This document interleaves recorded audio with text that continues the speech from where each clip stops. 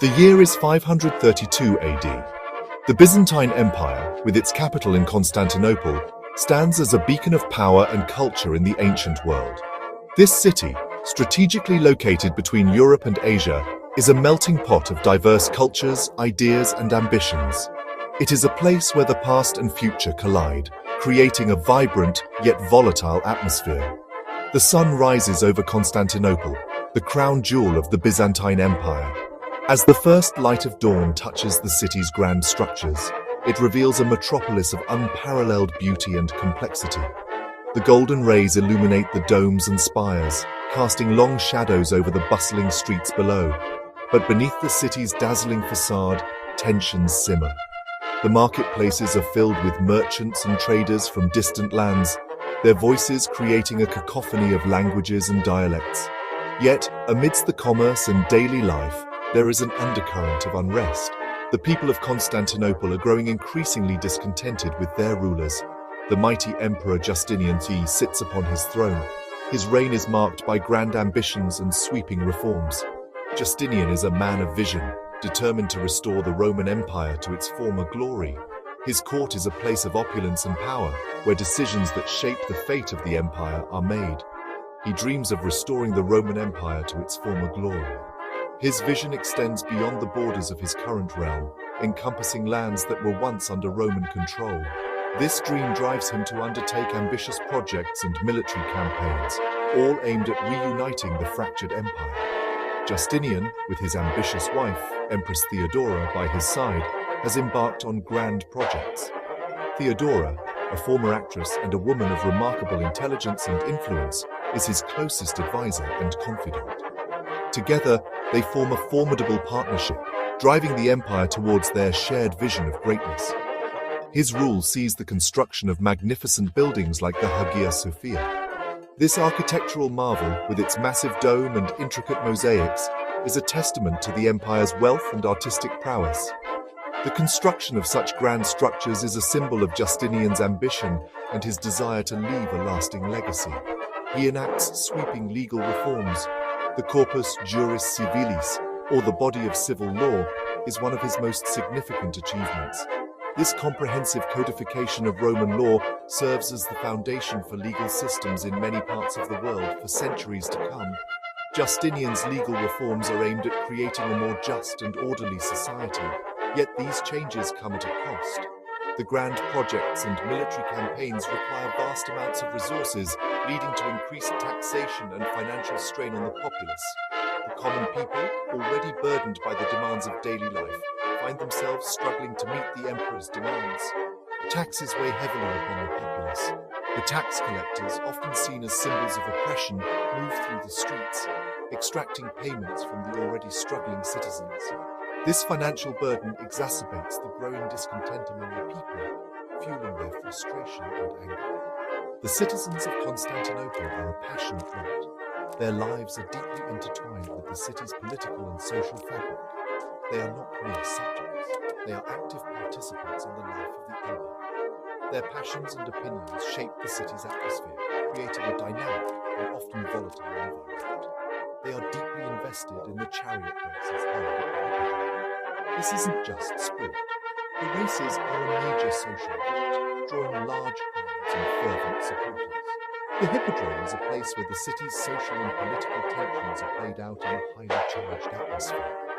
It is a reflection of the city's political and social divisions. The chariot races are more than mere entertainment. They are a microcosm of the larger conflicts within the empire. The rival factions, known as the Blues and the Greens, represent different social and political interests, and their clashes often mirror the broader struggles within the city. Two major factions, known as the Blues and the Greens, dominate the racing scene. These factions are not just sports teams. They are powerful political entities with deep roots in the city's social structure. Their influence extends far beyond the Hippodrome, affecting the lives and fortunes of the citizens of Constantinople. Their rivalry runs deep, often spilling into violence and chaos.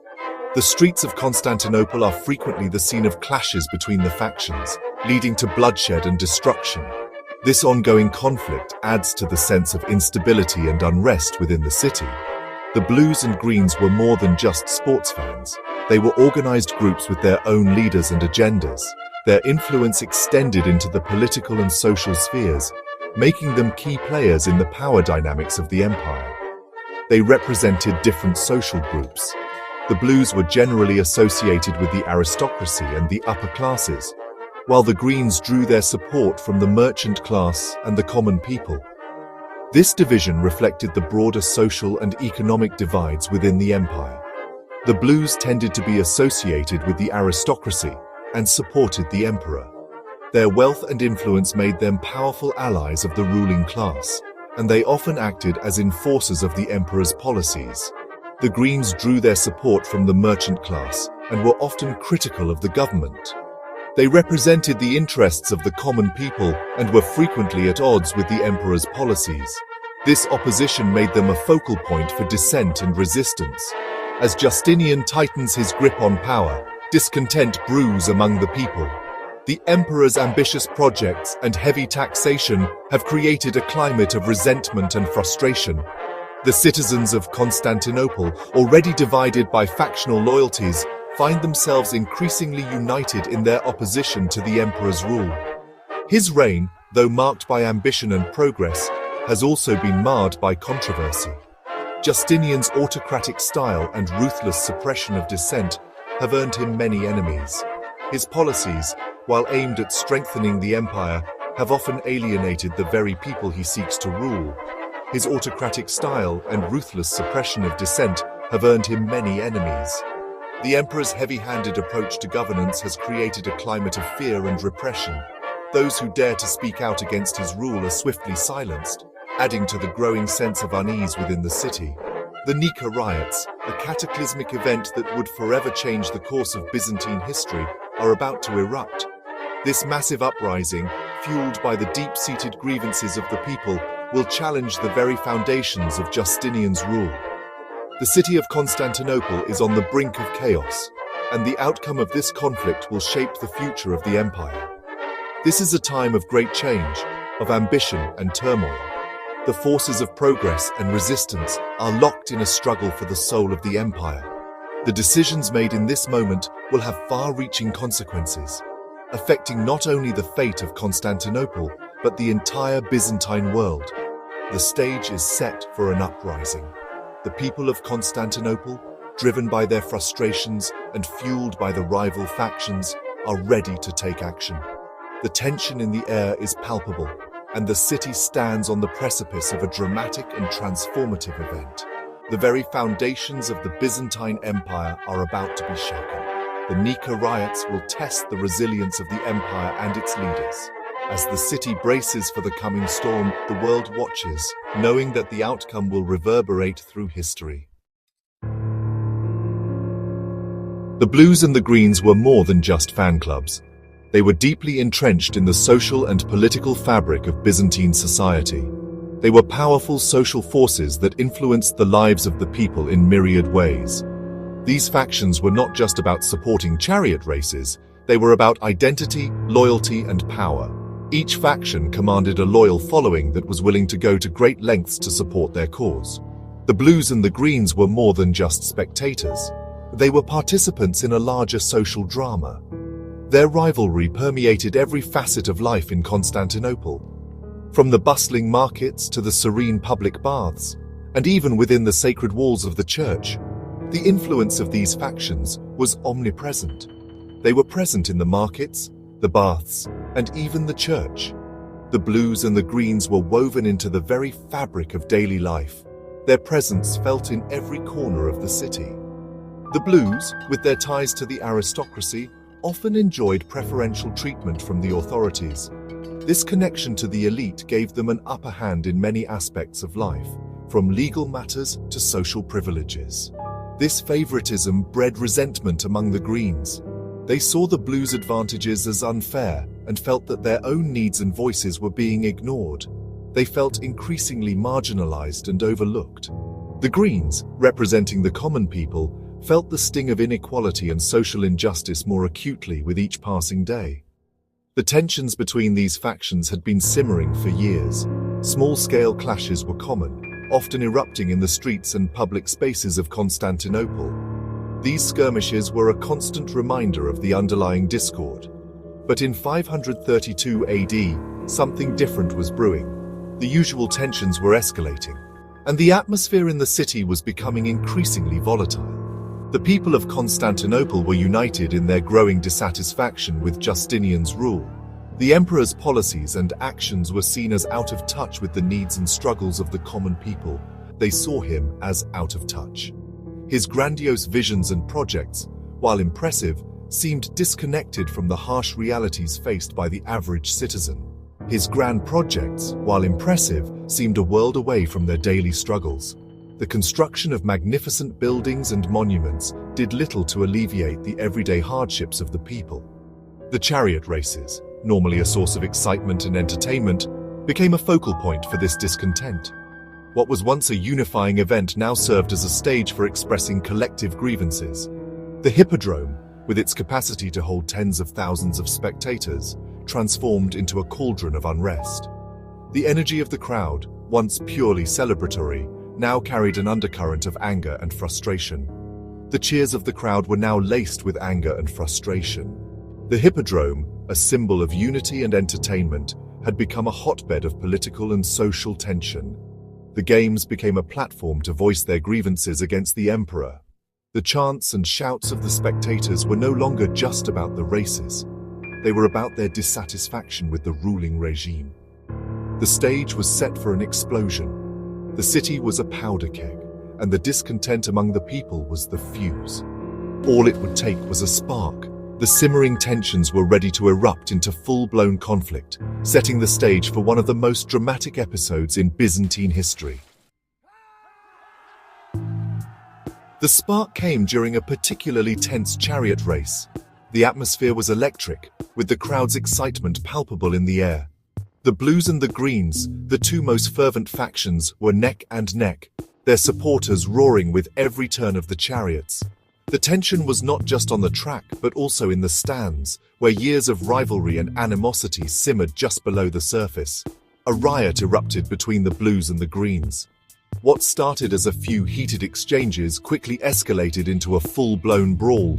Spectators turned combatants, hurling insults, fists, and anything they could get their hands on. The Hippodrome, once a place of sport and spectacle, became a battleground. This was not unusual. But this time, it was different. The violence escalated rapidly. The usual scuffles had turned into something far more sinister. The anger and frustration that had been building up for years found an outlet, and the situation quickly spiraled out of control. It spilled out of the Hippodrome and into the streets of Constantinople. The narrow alleys and broad avenues of the city became scenes of chaos and destruction. The rioters, no longer content with fighting each other, turned their rage towards the city itself. The city was plunged into chaos. The once orderly streets were now filled with the sounds of breaking glass, shouts of anger, and cries of fear. The authorities were overwhelmed, unable to contain the growing unrest. The rioters, fueled by anger and frustration, directed their rage towards symbols of Justinian's authority.